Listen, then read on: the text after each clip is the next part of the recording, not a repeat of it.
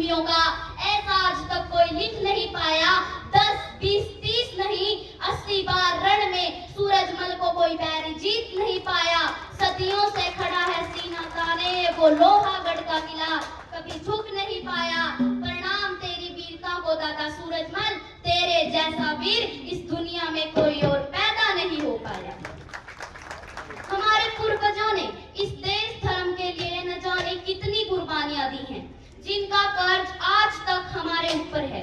इस मार्शल कौम के अंदर दादा सूरजमल, गोकुला और फुलजाट जुलानी, उधमी राम और सर छोटू राम जैसे क्रांतिकारी पैदा हुए थे। और इस धरती ने उस 23 साल के भगत सिंह की वो हिम्मत भी देखी है जिसने हंसते हंसते देश के खातिर फांसी के फंदे को चूमा था और इस देश में क्रांतिकारियों का सैलाब खड़ा किया था।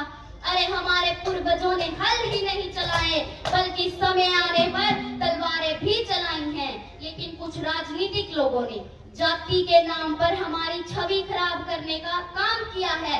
हमारा वक्त बदल सकता है लेकिन रक्त कभी नहीं बदलेगा। हमारा रॉयल डीएनए बताता है कि दबना, झुकना और रुकना हमने कभी सीखा ही नहीं। बोल के बेशक मारे हाँ, पर दिल के नहीं। जट्टा व खून में कदे गद्दारी नहीं पावेगी और इस वर्गी मेहनती और दयालु कौम दुनिया में कोई और नहीं पावेगी।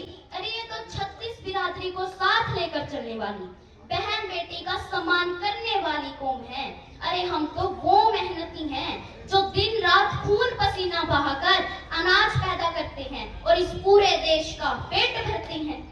और जब बात देश हित पर आती है तो 80% इन्हीं जाटों के बेटे सरहद पर अपना खून बहाते हैं। हम अपनी जाति पर गर्व करते हैं लेकिन घमंड नहीं। हम पहले इंसान हैं और इंसानियत हमारा धर्म है। लेकिन अफसोस खेड़ा खाप और खेतों में विश्वास रखने वाली एक कौम एकता की कमी के कारण पिछड़ती जा रही है। बात चाहे सामाजिक क्षेत्र की हो या राजनीतिक क्षेत्र की, हमें एक दूसरे की टांग खींचने की बजाय एक दूसरे का हाथ पकड़ना चाहिए। और एक कड़वी सच्चाई ये भी है कि हमारी युवा पीढ़ी हमारे पूर्वजों के इतिहास को भूलती जा रही है। जहां हमारे देश की वीरांगनाओं ने युद्ध भूमि में उतरकर दुश्मनों के छक्के छुड़ाए थे, अरे जहां हमने रानी किशोरी, रानी मैना और वीरांगना छलिया के किस्से भी सुने हैं, अरे यहाँ इस देश की बेटियां हाफ टी शर्ट और फटी जींस पहनकर अपने शरीर का प्रदर्शन करती हैं और अपने आप को आजाद बताती हैं।